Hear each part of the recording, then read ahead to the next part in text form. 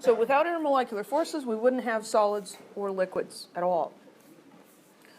In liquids, liquids have two qualities, surface tension and viscosity, and these properties are the result of intermolecular forces. So here's a picture of a glass of water with a paperclip floating on it.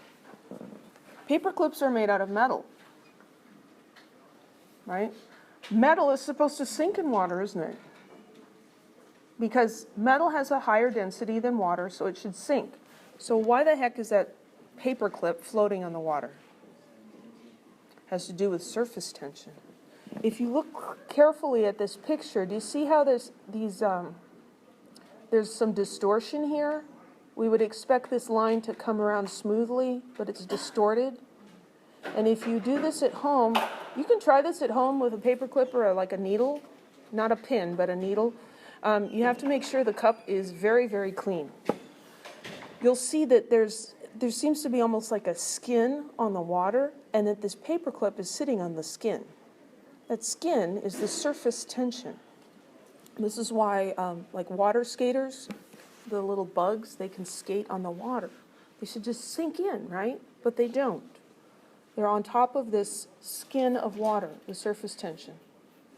Now, if you tried this with gasoline, which I don't recommend trying at home, you're not going to be able to get it to float on gasoline because the intermolecular forces that hold gasoline together are much weaker. And surface tension is less strong with weaker intermolecular forces. So you can't do that on gasoline or alcohol. So how does this surface tension stuff work? Well, if we look at a two-dimensional slice of the water in this beaker, and here are our particles or molecules of water, we can see that this water molecule that's on the interior of the water can interact with the 6 molecules around it. But this water molecule that's on the surface can only interact with 4 molecules. This molecule experiences a net downward force that creates tension at the surface. This molecule is pulled in all directions and is going to be able to move around more easily, whereas this one is only pulled down, and so it's going to create this surface tension. It's going to resist penetration. Surface tension is why water droplets are spherical. So here we see a drop of water hanging off the tip of a leaf.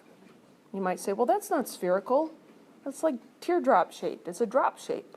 Well, it's because gravity's pulling on it. But why does it hold together like that?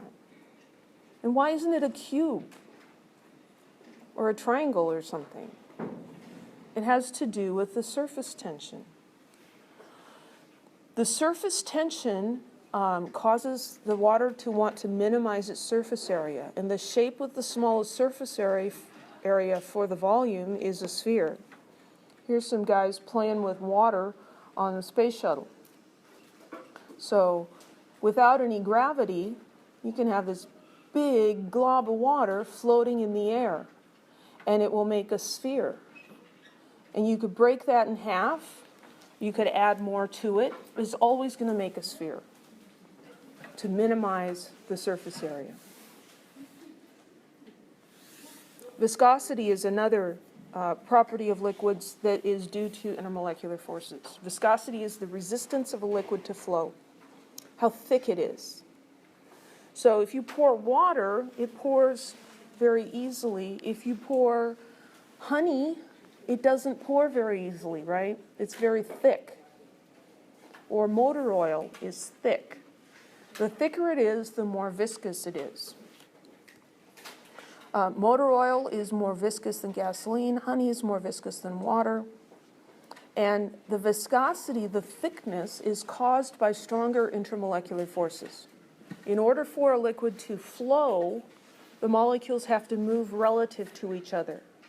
And so a more viscous liquid is tending more towards being a solid. It isn't a solid, but it's going to move more slowly. Then there's fun things like glass. Glass You may have heard when they look at panes of glass from really, really old buildings, the glass is thicker at the bottom than it is at the top. Glass actually can be described as an extremely viscous liquid. It flows just incredibly slowly. Maple syrup. Hope you guys had lunch and that's not making you hungry. The maple syrup pours slowly. It's viscous because the intermolecular forces between its particles are stronger. What happens if you heat honey or heat syrup? It becomes easier to pour, right? Because you've increased the thermal energy of the particles and they are more able to overcome the intermolecular forces. If you cool it down, it's going to become more viscous and flow more slowly. Any questions?